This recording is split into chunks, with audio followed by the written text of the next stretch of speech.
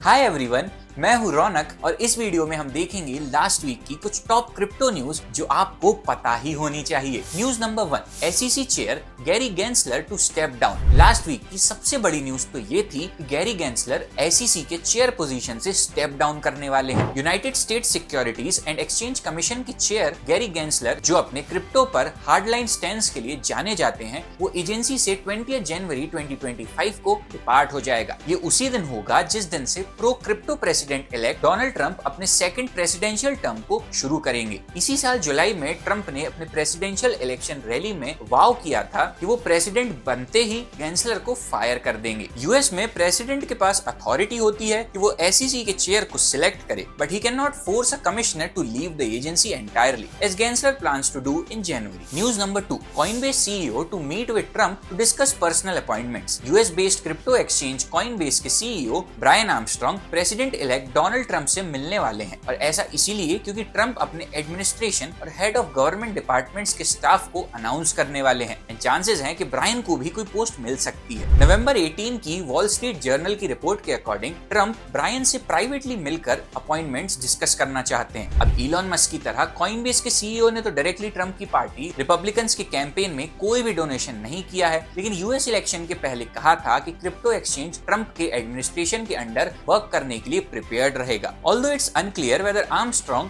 or a Coinbase employee could potentially have a role in the next US president's administration. News number 3, US Bitcoin ETF assets break $100 billion. Bloomberg Intelligence के data के according United states bitcoin ETF ने पहली बार $100 billion in net assets cross किया है। Bitcoin ने जनवरी में BTC ETF के launch के बाद से ही ETF लैंडस्केप को डोमिनेट किया हुआ है, और अभी डोनाल्ड ट्रंप के इलेक्शन विन के बाद से इन्वेस्टर्स का इंटरेस्ट बिटकॉइन में और भी बढ़ता जा रहा है। अब नवंबर में BTC ETF में बढ़ते नेट एसेट्स बिटकॉइन के फ्यूचर का काफी पॉजिटिव आउटलुक शो करता है। कलेक्टिवली बिटकॉइन ETFs अभी $104 बिलियन मैनेज करते हैं, और अभी ये गोल्ड ETFs के नेट एसेट्स को भी सरपास करने वाले हैं, जो कि अभी approximately $120 billion in assets under management hold करते हैं। Bitcoin ETFs are now 97% of way to passing Satoshi as biggest holder and 82% of way to passing gold ETFs. Eric Balchunas, an ETF analyst for Bloomberg Intelligence. News number 4, Solana breaks all-time high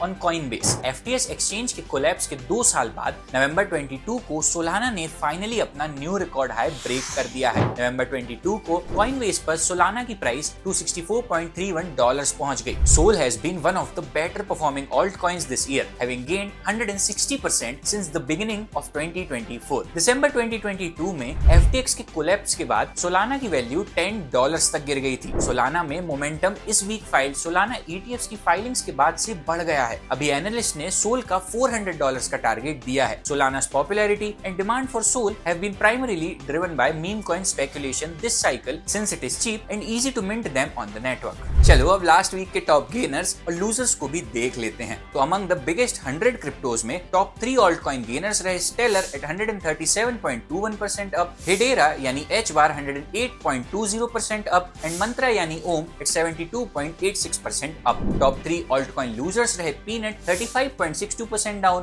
goat 29.96% down, and Popcat 23.72% down. ये थी last week की कुछ top crypto news जो आपको market के बारे में काफी कुछ बताती हैं। ऐसी ही वीकली क्रिप्टो न्यूज के लिए अभी सब्सक्राइब करें कॉइनएक्स को।